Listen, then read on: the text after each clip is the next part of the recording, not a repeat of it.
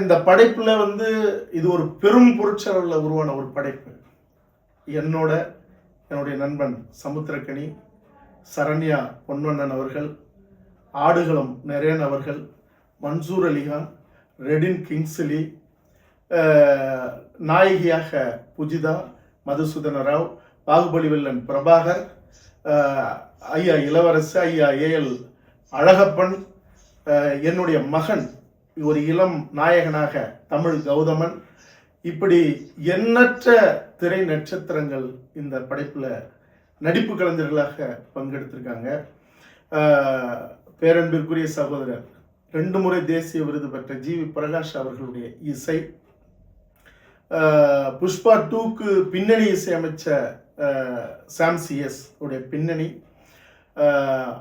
6-7 முறை தேசிய விருது வாங்கின ஐயா கவி பேரரசு வைரமுத்து அவர்களுடைய அந்த நெருப்பான தகிப்பான வரிகள், இப்படி எண்ணற்ற கலைஞர்கள், தம்பி பாலமுரளி அவர்களுடைய வசனம், இப்படி பெரும் பெரும் கலைஞர்கள்லாம் ஒன்றிணைஞ்சு இந்த படையாண்ட மாவீராவை ஒரு பெரிய ஒரு நெருப்பு சிற்பத்தை செதுக்கி உருவாக்கின படைப்பு இந்த படைப்பு.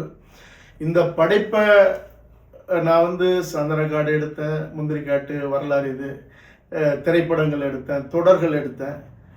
இது நாள் வரைக்கும் பட்ட வலிகளும் ரணங்களும் இந்த ஒரு படைப்பு என்னை அவ்வளோ பெரிய காயத்தை, பெருவழிகளை கொடுத்தது. ஆனாலும் கூட சமரசமற்ற முறையில் இந்த படைப்பில் என்னென்னலாம் சொல்லணுமோ இந்த மண்ணுக்கும் இனத்துக்குமான ஒரு தலைநிமிர்வை எதிர்கால தலைமுறைகளை உருவாக்க, அல்லது இந்த மண் மேலே இனத்தின் மேலே ஒரு பெரும் பற்று கொண்ட ஒரு உணர்ச்சி பெருக்கான படைப்பாக உருவாக்கணும்னு நான் என்னென்னலாம் நினைச்சனோ அதையெல்லாம் நான் கொண்டுட்டு வந்துட்டேன்.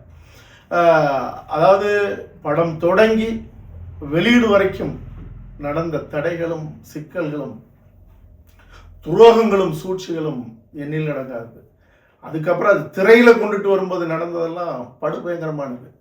திரைக்கு அப்புறம் இப்ப ஓடிடி தளத்துக்கு கொண்டு வரதும் இந்த நிலைங்கிறதும் சாதாரணமானது இல்லை. ஆனால் இது எல்லாம் தாண்டி ஒரு வீரியமான விதை பாறையிலையும் முளைக்கும் அப்படிங்கிறது போல இன்னைக்கு இந்த படைப்பு உங்க பார்வைக்கு வந்திருக்கு.